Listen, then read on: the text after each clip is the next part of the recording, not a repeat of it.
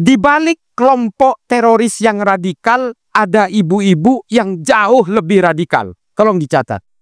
Ketika mereka mengamalkan agama dengan secara ketat, maka kemudian yang berusaha dikerangkeng akal pikirannya, yang berusaha diborgol akar pikirannya dengan atas nama dogma agama dan ajaran-ajaran yang mengikat itu adalah kalangan perempuan. Makanya di Saudi itu, yang memilih akhirnya tidak percaya adanya Allah dan melawan agama itu kalangan perempuan. Ketika suaminya memaksa untuk berpoligami, perempuan sebagai istri harus menerima. Kalau menolak, masuk neraka. Tetangga-tetangga saya di Madura kan banyak jadi TKW, Bu. Itu biasanya jadi istri ketiga atau keempat. Setelah dia sudah mulai menua, dia ceraikan, dia pulang, Bu. Anaknya ketinggalan di sana. Nah, makanya ada juga yang anaknya dibawa ke Madura. Jadi jangan heran kalau ada anak-anak kecil di Madura wajahnya Arab, bapaknya nggak jelas, itu ya. Makanya pembantu-pembantu yang kemudian direkrut dari sini itu banyak juga yang dianggap sebagai budak yang boleh ditiduri tanpa harus dinikahi. Hijab tidak diwajibkan di Saudi hari ini. Kecuali di Haramain, di Masjidil Haram atau di Masjid Nabawi, wajib. Orang sini ingin seperti Arab Saudi masa lalu, orang Saudi ingin seperti Indonesia hari ini.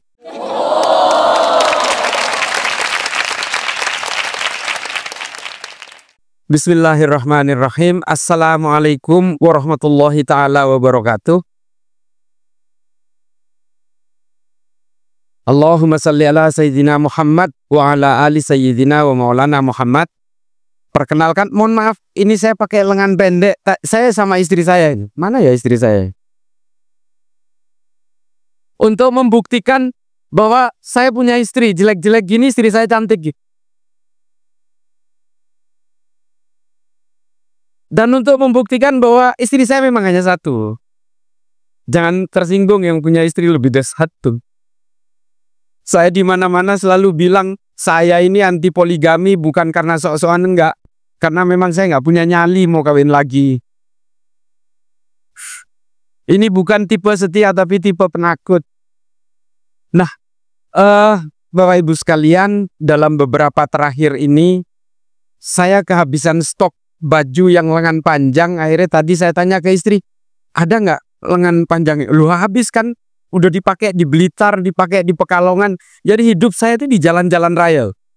Dari tempat penginapan ke tempat penginapan, pindah-pindah. Nah, nanti besok ini saya di Mojokerto, terus ke Trenggalek, dan seterusnya. Jadi saya sama istri saya ini sama seperti orang Dayak lah. Kayak nggak punya rumah gitu. Jadi kalau kangen kana itu ya ini, video call gitu.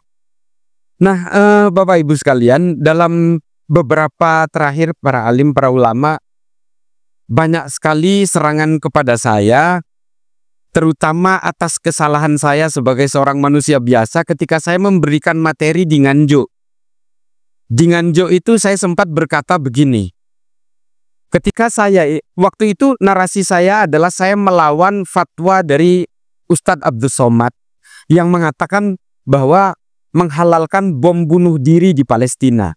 Ini adalah bagian dari harokah istishhadiyah. Saya melawan itu karena saya memberikan data bahwa pelaku bom Makassar itu yang dipegang adalah fatwanya Ustadz Abdus Somad ini. Lalu saya mengatakan, nah, ketika saya melawan fatwa ini, yang melawan saya, yang menyerang saya itu adalah dari kader-kader NU juga.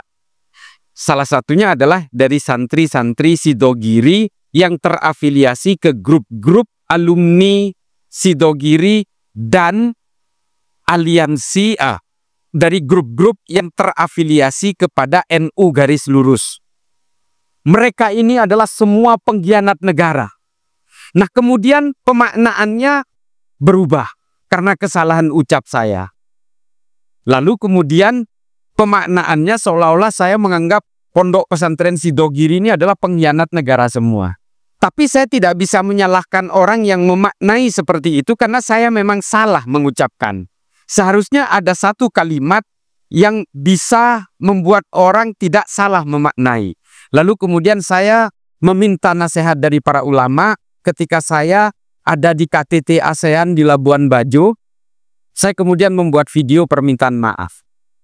Dan dari situ kemudian saya ditanya, loh kamu udah nonton video-video yang beredar nggak? Itu video-video yang beredar itu banyak yang dirubah-rubah. Udahlah gini, kalau kepada ulama jangankan saya salah. Benar pun tapi disalahkan oleh para ulama, saya pasti akan lebih memilih meminta maaf lebih dulu.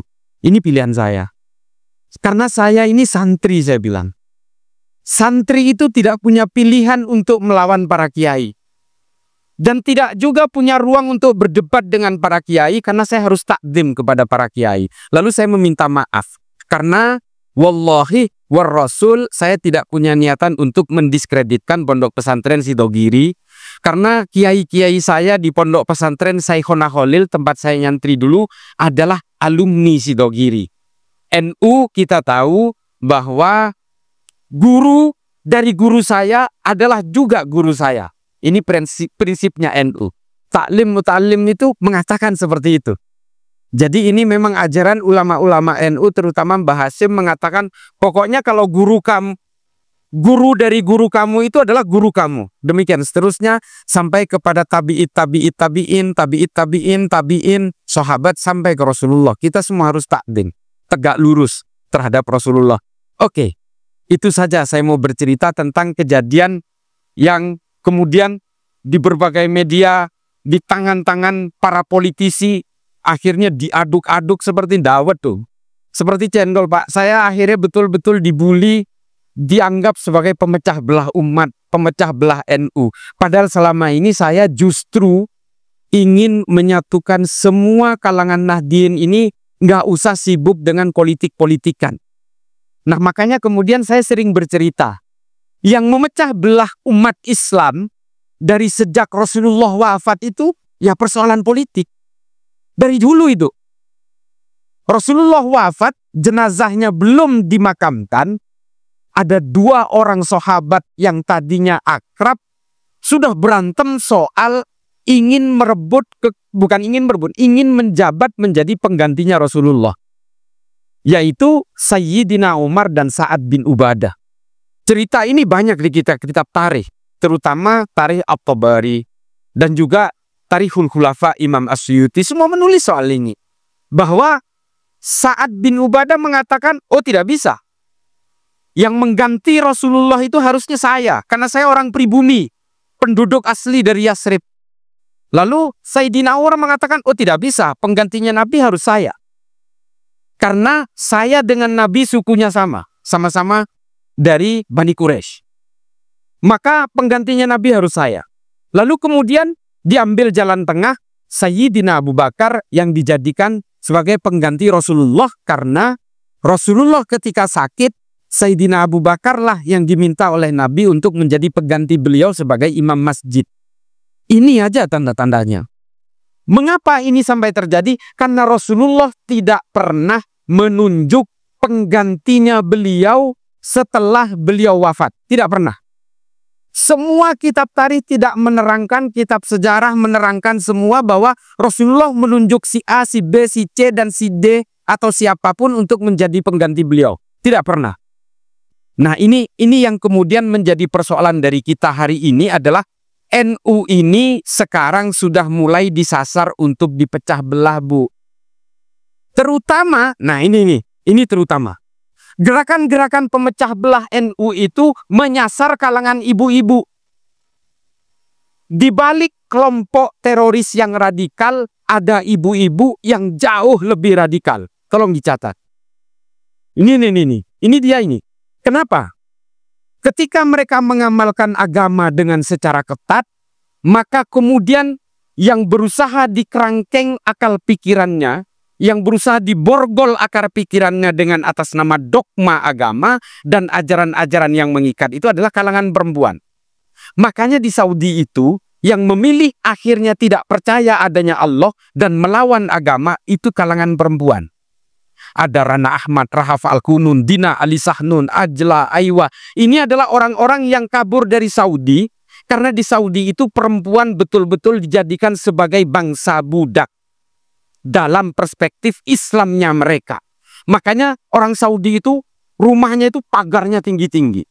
Perempuan keluar rumah harus didampingi oleh mahram. Tidak cukup izin, tapi harus didampingi oleh mahram. Perempuan tidak boleh bekerja. Kalaupun perempuan bersekolah, silakan bersekolah, tapi setelah lulus nggak boleh bekerja. Itu dulu. Tapi hari ini Saudi udah tobat, Bu. Di bawah Pangeran Muhammad bin Salman kemudian, kalau saya ingin mengubah hukum-hukum di negara saya, maka yang harus saya berikan kebebasan pertama kali adalah kalangan perempuan. Karena terbukti yang banyak murtad itu justru dari kalangan perempuan. Rana Ahmad ini lari ke Jerman. Rahaf Al-Kunun lari ke Kanada. Dina Ali Sahnun lari ke Australia. Ajla Aiwa lari ke Ukraina. Karena menjadi murtad di Arab Saudi itu dipenggal lehernya, Bu. Maka mereka memilih kabur. Ketika suaminya memaksa untuk berpoligami, perempuan sebagai istri harus menerima. Kalau menolak, masuk neraka. Ini terjadi di Saudi, Bu. Jadi makanya ini mohon maaf. Tetangga-tetangga saya di Madura kan banyak jadi TKW, Bu. Itu biasanya jadi istri ketiga atau keempat.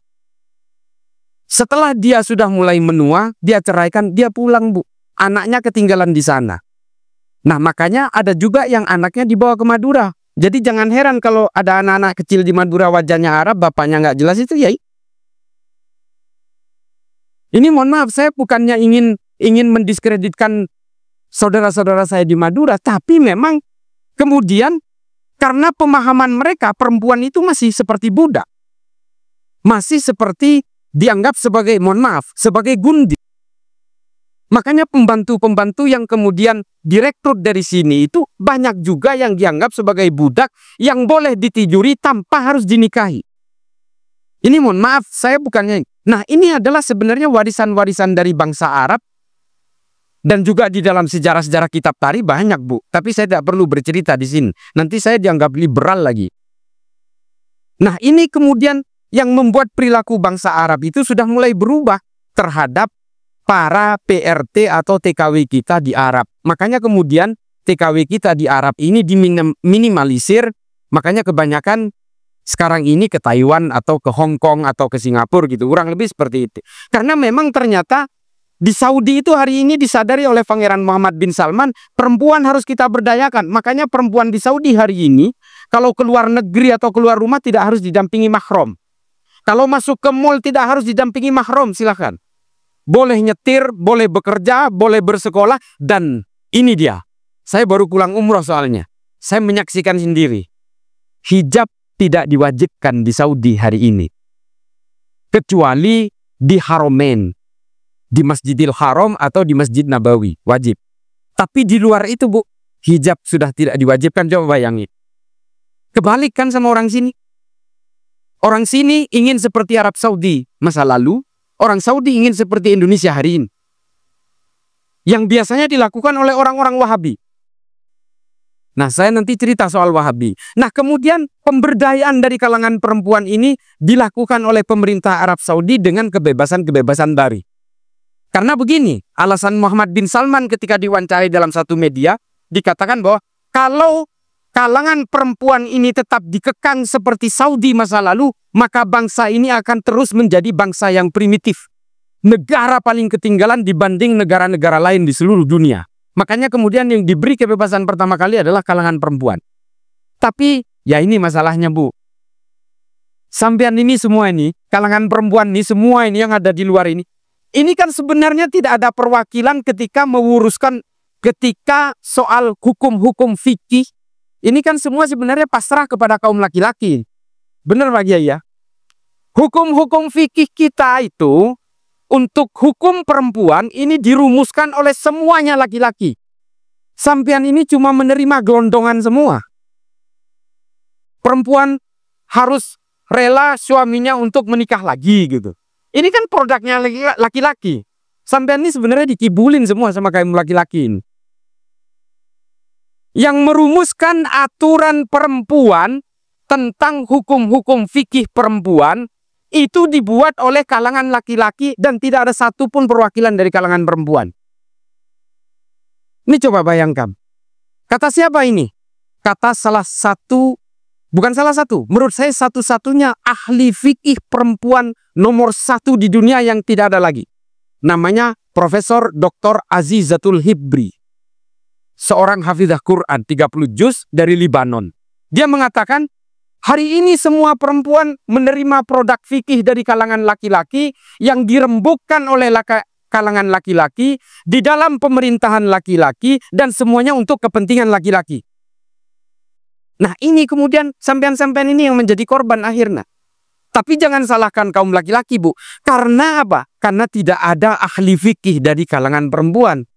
Makanya dari anak-anak kita hari ini, mari kita bina untuk menjadi ahli fikih perempuan. Sudah muncul beberapa dari Tebu Ireng, dari Lirboyo sudah ada. Sudah ada, banyak saya lihat di YouTube. Ini alhamdulillah, jadi paling tidak, coba bayangkan, kitab Adzabul Mar'ah itu tentang aturan-aturan terhadap adabnya perempuan. Yang buat laki-laki coba. Apa sampean mau? Harus ada suara dari kalangan perempuan. Saya bukannya sok membela perempuan, enggak. Karena bagaimanapun ibu saya perempuan. Istri saya perempuan, anak saya perempuan coba. Nah makanya, saya sering mengatakan begini. Ini bukan hanya untuk mendapat simpati kalangan perempuan. Makanya saya sampai sekarang ini anti poligami saya. Saya anti, Bu. Kenapa? Karena buat saya mudorot. Mudorot. Saya kesian kepada anak saya, istri saya. Kalau saya nanti berpoligami, habis berantakan keluarga saya, Bu. Yang kan pasti bagian. Ketika saya tampil di mana-mana, ini bagian yang paling ditepuk tanganin. Karena saya, anak saya, istri saya, semua punya cita-cita di masa depan. Yang kebanyakan itu buyar. Nanti bahkan setelah saya mati pun, kalau saya berpoligami, anak-anak saya nanti berebut harta warisan nggak jelas.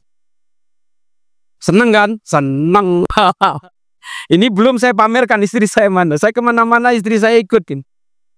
Nah, ini kemudian yang saya minta dari kalangan muslimat dan fatayat. Marilah kita lahirkan dari kalangan NU ahli fikih perempuan. Ahli fikih perempuan. Supaya perempuan ada keterwakilan dari berbagai rujukan-rujukan ilmiah terutama dalam hal hukum.